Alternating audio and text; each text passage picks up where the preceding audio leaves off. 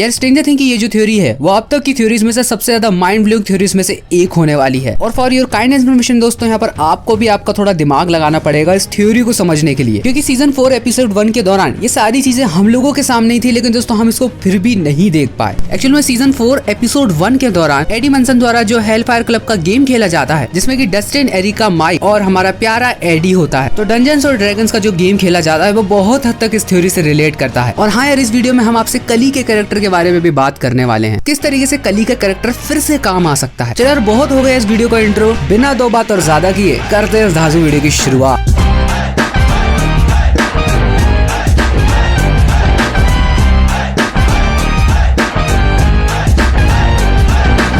तो भाई stranger things season 4 already stream हो रहा है नेटफ्लिक्स पर, और भाई इन दिनों सबसे बड़ा सवाल यही निकल कर आ रहा है कि आखिरकार किस तरीके से वेकना को हराया जाएगा। क्योंकि दोस्तों जैसा कि आपको पता है कि मैक्स मैफील्ड को मार देने के बाद यहाँ पर वेकना ने अपने 4 गेट सक्सेसफुली ओपन कर दिए हैं। और यार अगर एक सीधी सी बात देखी जाए तो यहाँ पर स्ट्रेंजर थिंग्स सीजन 5 खत्म ही नहीं होगा अगर वेकना को ना हराया गया तो। वहीं दोस्तों इन सबसे रिलेटेड एक बहुत ही अच्छी डिटेल हमारे सामने थी, लेकिन उस डिटेल को हम सामने रहते हुए भी नहीं देख पाए। तो सीजन 4 एपिसोड 1 के दौरान जब एडी मंसन चैलेंज करता है कि इस गेम को खेलकर बताओ, और दोस्तों यहाँ पर सीजन 1 और सीजन 2 के दौरान हम सब लोग एक बहुत ही सिंपल विलन से निपट रहे थे जिसका नाम था भाई डेमोगोर्गन। लेकिन दोस्तों यहाँ पर जैसे ही सीजन 4 हमारे पास वापस आया तो हमारे पास स्ट्रेंजर थिंग्स का सबसे ज्यादा स्ट्रॉन्गेस्ट विलन आया जिसका नाम था वेकना। और यहाँ पर दोस्तों सबसे बड़ी बात ये निकल कर आती है कि ये जो गेम था वो एडी मंसन के D&D कैंपेन पर बेस्ड था। अब वहीं दोस्तों फैंस के पास D&D कैंपेन से रिलेटेड एक बहुत ही अच्छी थ्योरी है, जो कि भाई हो सकता है कि वेकना को मारने से पहले ये सारे इवेंट्स हमको देखने को मिले स्ट्रेंजर थिंग्स सीजन 5 में। तो भाई इस हेलफायर क्लब बैटल का पहला चांस आता है और यहाँ पर डस्टिन और एरिका को कहा जाता है कि तुम अपनी पहली चाल चलो। भाई डस्टिन जैसे ही पहली चाल चलता है तो हमारा कैमरा D20 को फोकस करता है, और सबसे सरप्राइजिंग एलिमेंट दोस्तों ये है कि उसकी डाइस का नंबर जो आता है वो होता है 11। और इसी एक मूवमेंट पर दोस्तों एडी मंसन कहता है यू मिस दैट। डस्टिन का दोस्तों ये जो एक्शन है वो बहुत अच्छे तरीके से चीज को डिफाइन कर सकता है कि किस तरीके से आखिरकार 11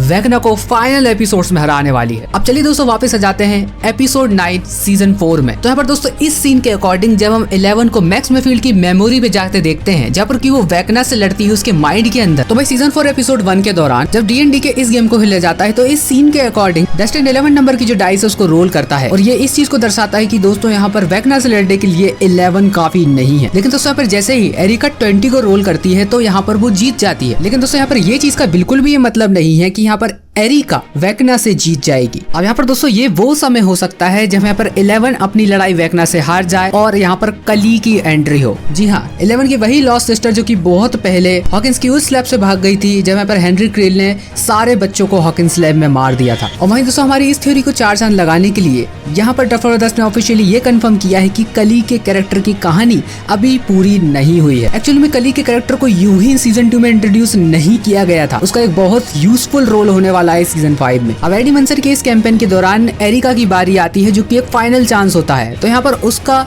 डाइस का नंबर आता है 20। और दोस्तों यहाँ पर ये चीज जो होती है वो एक बहुत ही क्रिटिकल हिट होती है, क्योंकि दोस्तों हमारी जो पार्टी है वो फाइनली वेकना को डिफीट करने में सक्सेसफुल हो जाती है। अब भाई दोस्तों इन सब में आप सब लोग ये पूछेंगे कि आखिरकार इन सब से कली के रिटर्न का क्या मतलब है, तो इस बारे में भी दोस्तों हम आपसे बात कर ही लेते हैं। भाई दोस्तों हॉकिंस की उस लैब में हर एक बच्चे के पास एक अलग एबिलिटी थी जो कि भाई बहुत हद तक यहाँ पर 001 की टेलीकाइनेटिक एबिलिटीज से मिलती जुलती थी, क्योंकि यहाँ पर दोस्तों 001 हमारा पहला टेस्ट सब्जेक्ट था, और यहाँ पर दोस्तों ब्रेनर का पहला मिशन यही था कि कैसे भी कर इसकी कॉपी बनाना है। और यहाँ पर दोस्तों इन्हीं सब चीजों के चलते हुए हॉकिंस की लैब में जितने भी बच्चे थे वहाँ पर सबकी एबिलिटी सेम टू सेम थी। लेकिन दोस्तों यहाँ पर एक बच्चा ऐसा था कि यहाँ पर उसकी एबिलिटी सेम टू सेम दूसरे बच्चों की तरह नहीं थी, जिसका नाम था कली। वही दोस्तों ये जो टेलीकाइनेटिक पावर है वो 001 से बहुत हद तक मिलती है, क्योंकि दोस्तों जिस तरीके का माइंड मैनिपुलेशन यहाँ पर कली करती थी उसी तरीके का सेम टू सेम यहाँ पर 001 भी कर सकता है। अब भाई दोस्तों इन सब में कॉमन पावर्स की भी आपसे बात कर लेते हैं। अब 11 के पास थी दोस्तों यहाँ पर टेलीकाइनेसिस की पावर, उसके पास ये ताकत थी कि वो अपसाइड डाउन वर्ल्ड के गेट ओपन कर सकती थी, और यही की यही सेम एबिलिटी यहाँ पर 001 के पास भी है। अब वहीं दोस्तों कली माइंड मैनिपुलेशंस और यहाँ पर हेलुसिनेशन क्रिएट करने के लिए जानी जाती है, जो कि 11